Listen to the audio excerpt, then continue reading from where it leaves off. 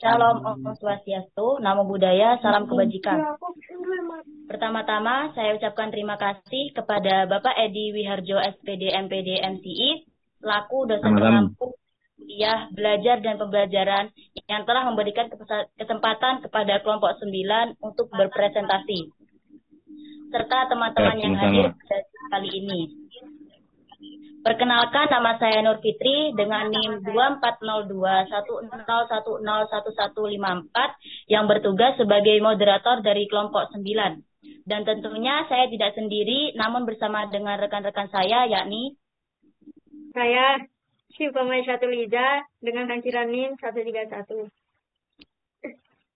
Saya Alfi Maskuro dengan NIM akhir 163.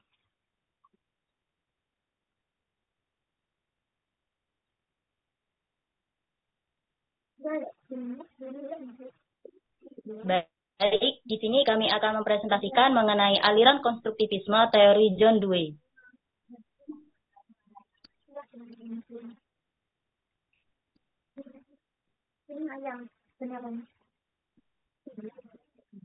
Yang pertama yakni apa itu konstruktivisme? Meningkatkan keterampilan dan pengetahuan merupakan tahapan seorang peserta didik dalam proses pembelajarannya. Dalam teori pembelajaran terbagi menjadi beberapa teori, yang salah satunya yakni teori konstruktivisme. Teori konstruktivisme ialah teori pembelajaran yang meyakini bahwa manusialah yang membangun sebuah pengetahuan. Dengan begitu, selama proses pembelajaran, peserta didik yang nantinya akan lebih banyak berpartisipasi dalam pembelajarannya. Dengan kata lain, teori pembelajaran ini melimpahkan tempat yang luas bagi peserta didik untuk bisa lebih mengerti dan mendalami apa yang telah mereka dapatkan dari ilmu dan pengalaman mereka sendiri. Lalu, pendidik hanya menjadi fasilitator atau pendukung dalam sebuah pembelajaran. Dalam hal inilah teori pembelajaran yang berpusat pada peserta didik lahir. Untuk selanjutnya akan diterangkan oleh rekan saya.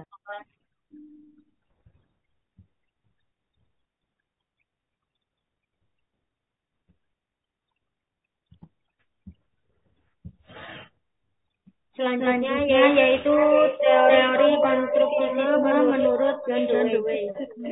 Menurut John Dewey, belajar bergantung pada pengalaman dan minat bakat siswa itu sendiri. Bukan hanya itu, belajar juga bersifat aktif yang artinya melibatkan siswa dengan lingkungan sekitarnya secara langsung. Keterlibatan secara langsung dengan lingkungan dapat membantu siswa untuk bereksploitasi atau mengenal lingkungan, sehingga timbul ketertarikan siswa berdasarkan keinginannya, yang mana hal itu dapat mendorong siswa untuk berpikir menurut kemampuan dan pengetahuannya. Jadi menurut John Dewey ini berpendapat bahwa pendidikan itu seharusnya menjadi hal yang berusaha untuk menghubungkan pengalaman siswa sebelumnya dengan informasi yang baru diperoleh. Teori konstruktivisme merupakan teori belajar yang menekankan bahwa siswa harus aktif dalam proses pembelajaran. Seperti itu. Selanjutnya yaitu prinsip belajar teori konstruktivisme. Pembelajaran lewat pengalaman atau praktik. Pembelajaran sejati terjadi ketika adanya keterlibatan aktif kita pada suatu pengalaman dan adanya interaksi dengan lingkungan. Yang kedua yaitu pembelajaran aktif. Pengalaman belajar akan lebih terlihat aktif ketika siswa berkesempatan untuk terlibat, bertanya, menjawab dan mengkritik. Yang ketiga yaitu pembelajaran harus terjadi dalam konteks sosial. Pengetahuan dibangun secara sosial menurut pengalaman yang terjadi di lingkungan sosial. Yang keempat, pembelajaran harus menjadi proses yang demokratis.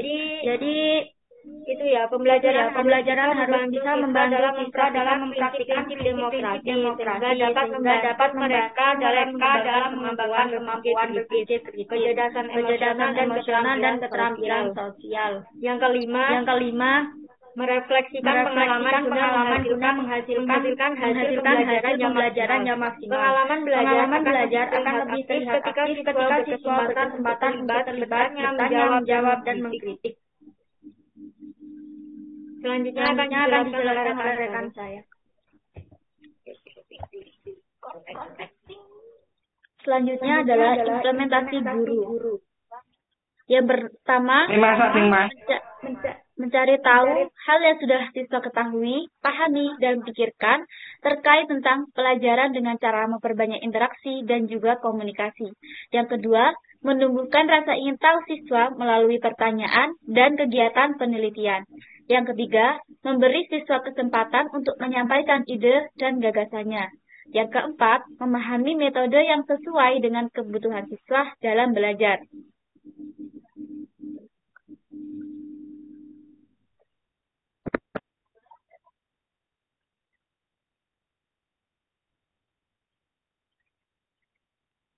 Yang kelima, mencoba mempraktikkan salah satu kemungkinan jawaban atau pemecahan yang dipandang paling terbaik.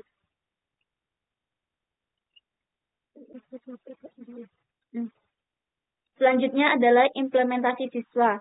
Pertama, siswa mengenali masalah yang datang dari luar siswa itu sendiri. Yang kedua, menganalisis kesulitan dan menentukan masalah yang dihadapi. Yang ketiga, menghubungkan uraian hasil analisisnya dan mengumpulkan berbagai kemungkinan untuk memecahkan masalah tersebut. Yang keempat, mempertimbangkan kemungkinan jawaban disertai akibatnya. Yang terakhir, mencoba mempraktekkan salah satu kemungkinan jawaban atau pemecahan masalah yang dipandang paling terbaik. Kemudian, ini adalah contoh dari video penerapan teori konstruktivisme.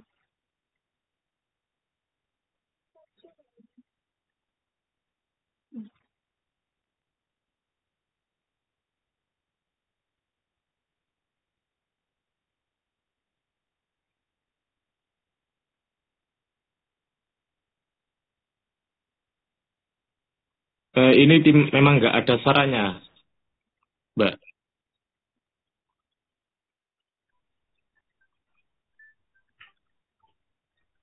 Sudah ada. Tidak ada. Nggak bisa. Nggak tahu.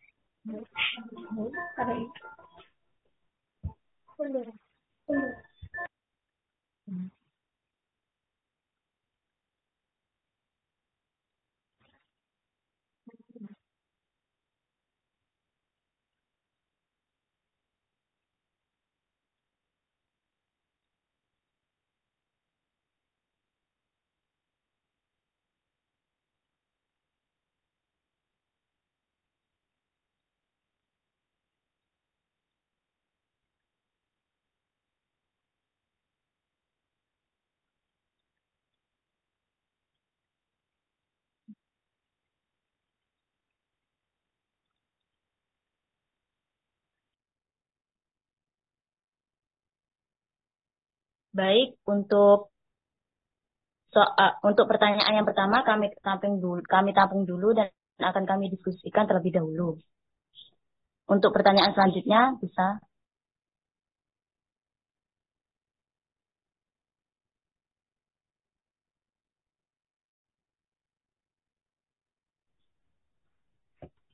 Izin menjawab pertanyaan yang pertama dari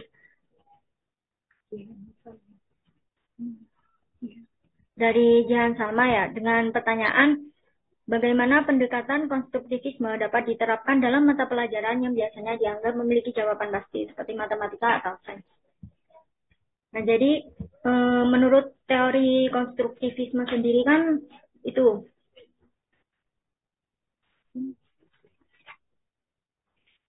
dalam teori konstruktivisme menurut John Dewey berpendapat bahwa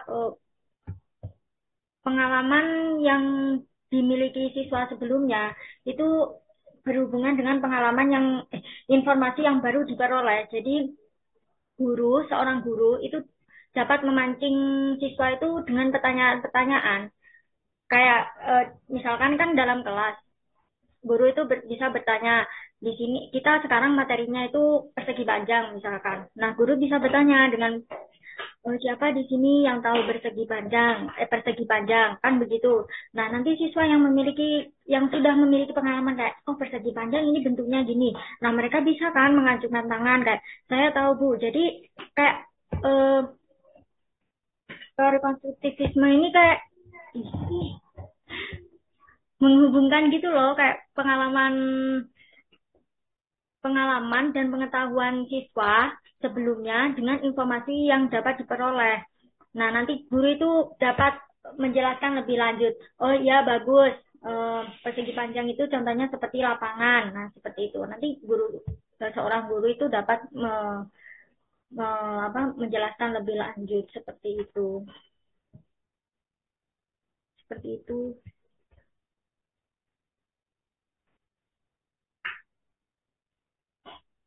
Apakah kurang jelas, Kak Jihan, Mbak Jihan? Sudah cukup jelas, Syifa. Makasih. Ya, sama-sama.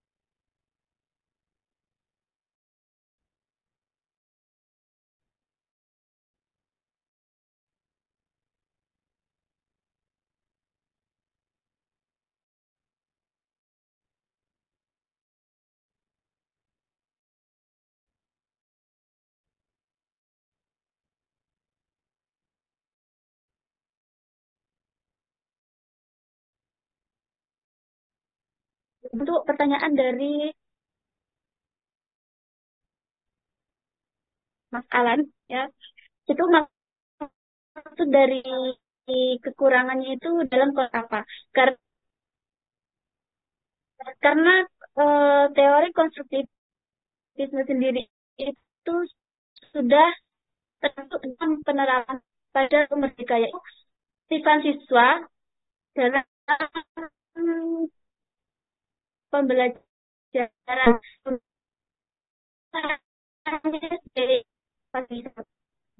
ini kekurangan itu dalam konteks bagaimana? Yang disetuju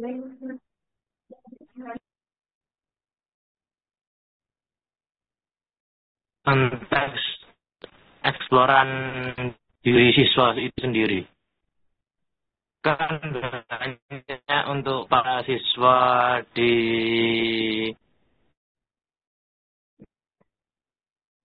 kurikulum merdeka itu kesulitan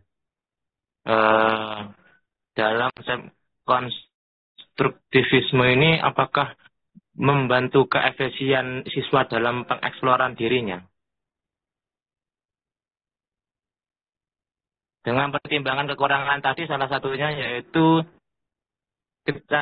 penyangkupan materi yang terlalu luas itu sendiri.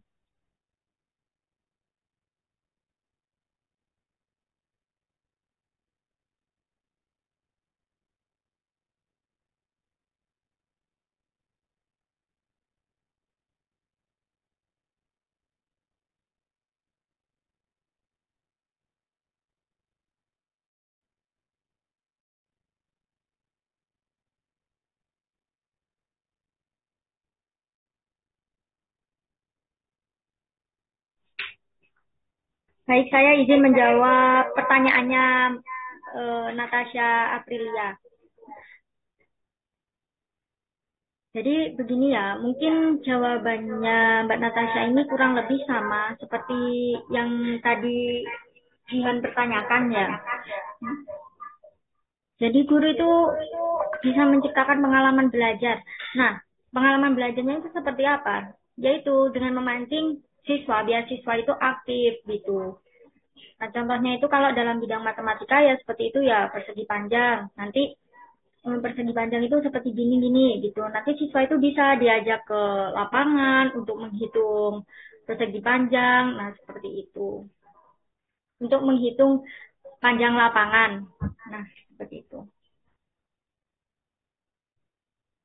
Mungkin bisa menjawab.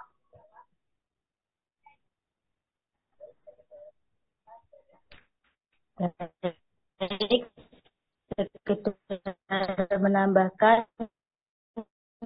dari apa yang rekan saya mengenai jawaban dari kehidupan nyata saat menerapkan beberapa hal berikut, seperti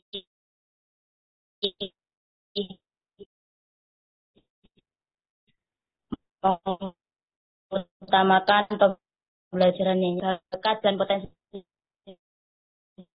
siswa, dan masih banyak lagi. Apa bisa menjawab, Mbak Tasya? Bisa. Sama.